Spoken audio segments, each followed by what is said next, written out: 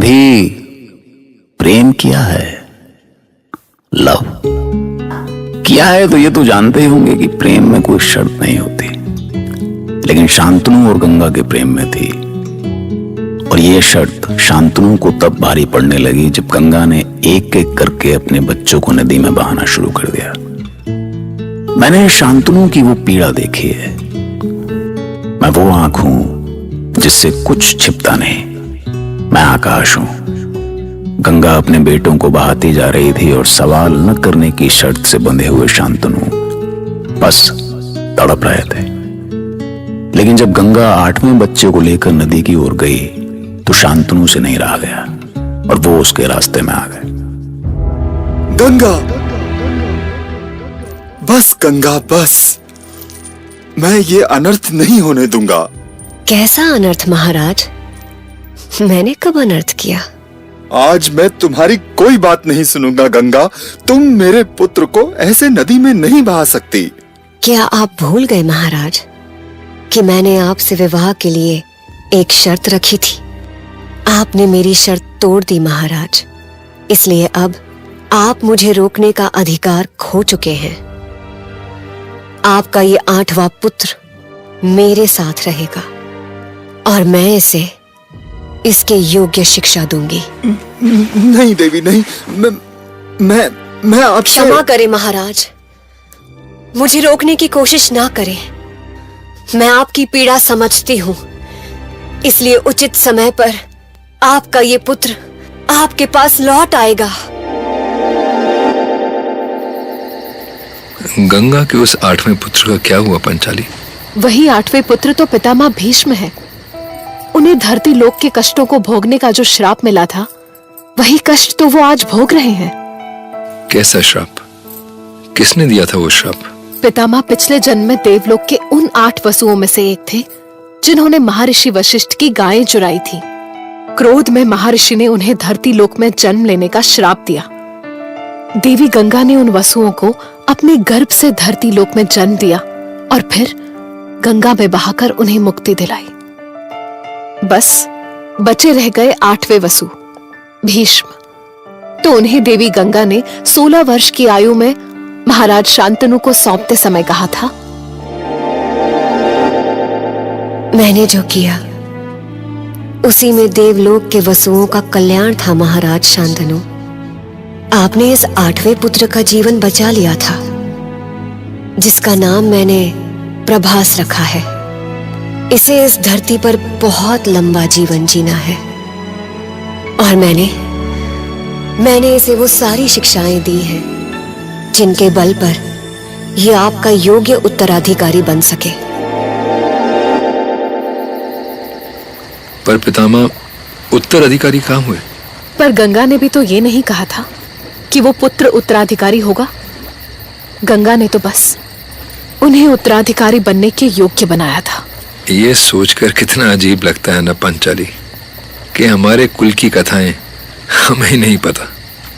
असल में जब से हम जन्मे, दुर्योधन के षड्यंत्रों ने कभी हमें इतना समय भी नहीं दिया कि 2 क्षण माँ के पास बैठकर किस्से कहानियां सुन पाते।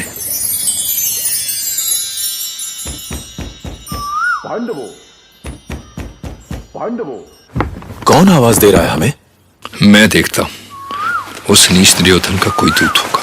वो दूत क्यों भेजेगा? आपके पास हमेशा प्रश्न ही होते हैं भैया, कभी कोई उत्तर भी दे दिया कीजिए। रुको भीम, ये कोई ऋषि है। मैं भृगुवंशी शुनक का पुत्र शौनक हूं।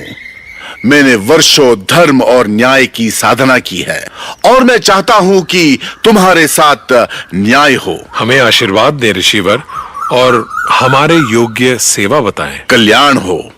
आप सभी सूर्य देव को प्रसन्न करें। ईश्वर ने आप सभी को शक्ति अर्जित करने के लिए 13 वर्ष का समय दिया है। आप 5 पांडव आने वाले समय में सूर्यदेव की कृपा से महान शक्तियों के स्वामी होकर धर्म की स्थापना करेंगे। पर सूर्यदेव को प्रसन्न करने के लिए क्या करना होगा? साधना। साधना ही सूर्यदेव की शक्ति को प्राप्त करने का साधन है। अवश्य ऋषिवर, हम सूर्यदेव को अवश्य प्रसन्न करेंगे। मैं सदैव तुम्हारे साथ हूं। जब आवश्यकता हो मुझे याद करना।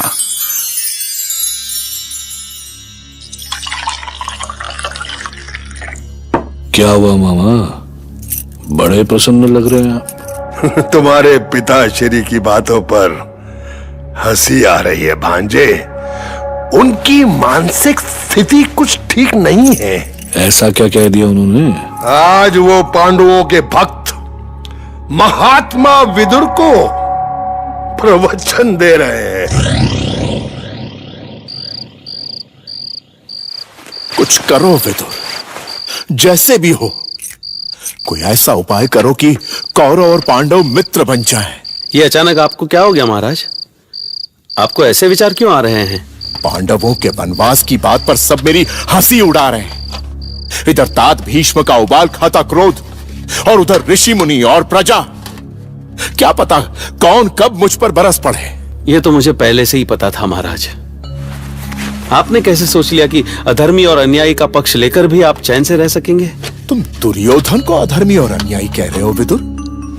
वो हृदय से बुरा नहीं है, परिस्थितियों ने उसे बुरा बना दिया है। परिस्थितियों ने नहीं महाराज, आचरण ने। अर्थ, धर्म, काम और मोक्ष सब आचरण से ही मिलते हैं। पर आपने कभी माना ही नहीं कि दुर्योधन का आचरण ठीक नहीं है। वो अधर्म और अनीति के रास्ते पर है। जो हो चुका उस पर चर्चा करके क्या मिलेगा विदुर? ये बताओ कि अब क्या हो सकता है।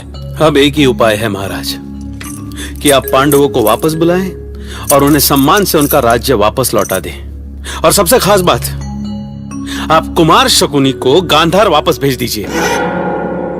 नहीं विदुर, ये मुझसे नहीं हो सकता। जाने क्यों तुम हमेशा पांडवों के भले की ही सोचते हो। कभी मेरे पुत्रों का भला भी तो सोच लिया करो। कुछ समझ में आया भांजे? क्या पता कब महाराज नींद से जागे और पांडवों के पैर पकड़कर उन्हें वापस हस्तिनापुर बुला ले। नहीं मामा नहीं, ऐसा कभी नहीं होगा। मैं जानता हूं कि तात विदुर तो जन्मे ही है पांडवों के तलवे चाटने के लिए। पर पिताश्री मेरे विरुद्ध कभी नहीं सोच सकते मामा। इतने भोले मत बनो भांजे, वरना खेल बिगड़ने में देर नहीं लगेगी। देखना अचानक एक दिन पांडव लौटकर तुम्हारी छाती पर सवार हो जाएंगे। इसलिए कहता हूं भांजे, समय मत गवाओ, बुद्धि लगाओ। तात विदुर बार बार एक ही रट लगाते रहेंगे तो एक दिन महाराज को उनका कहा सच लगने लगेगा। ऐसा कुछ होने से पहले मैं या तो तात विदुर का गला दबा दूंगा या वन में भटकते उन पांडवों का अंत कर दूंगा मामा। अब आया ना रास्ते पर भांजे। पांडवों को वनवास में ही समाप्त कर डालो। उनके वापस आने के सवाल पर हमेशा के लिए मिट्टी डालो भांजे, मिट्टी डालो। अरे पर ये काम होगा कैसे मामा, कैसे होगा ये काम? अरे रे वन में पांडव मरे ना मरे, पर तुम्हारे प्रश्नों से एक दिन मेरी मृत्यु अवश्य हो जाएगी भांजे। इतने प्रश्न कहां से हो लाते, हमें तो नहीं आते।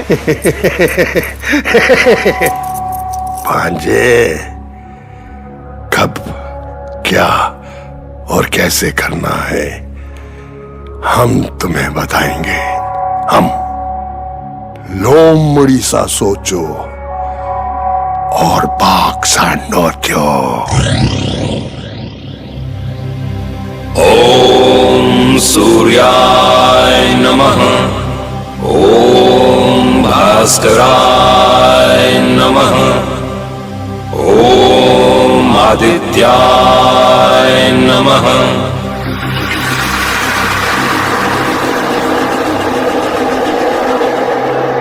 मैं सूर्य भास्कर समस्त चराचर जगत की शक्ति अदिति पुत्र सूर्य, तुम पांडव भ्राताओं और पुत्री द्रौपदी के साधना से प्रसन्न हूं। प्रणाम सूर्यदेव। विजयी भव। मैं तुम्हारी साधना से प्रसन्न होकर तुम्हें अक्षय शक्ति प्रदान करता हूं। ये अक्षय शक्ति वनवास में तुम भाइयों को टूटने नहीं देगी और पांचाली, इस अक्षय शक्ति से तुम अपने शत्रु पर विजय प्राप्त कर सकती हो। मैं धन्य हुई सूर्यदेव, परंतु शक्ति के साथ साधन भी तो चाहिए सूर्यदेव। अवश्य पुत्री, अवश्य। वनवास में तुम्हें ही अपने योद्धापतियों का ध्यान रखना होगा। पांचों भाइयों की शक्ति केंद्रित तुम हो। पांडवों और अतिथियों की सेवा के लिए मैं तुम्हें यह अक्षय पात्र देता हूं। ये पात्र 12 वर्षों तक कभी खाली नहीं होगा। जब तक तुम परोसती रहोगी, इसमें भोजन रहेगा।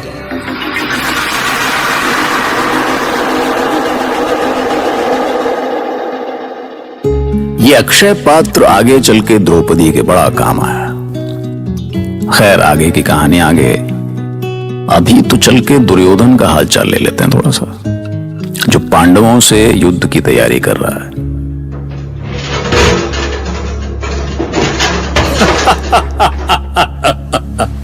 डर गए ना मामा? हा?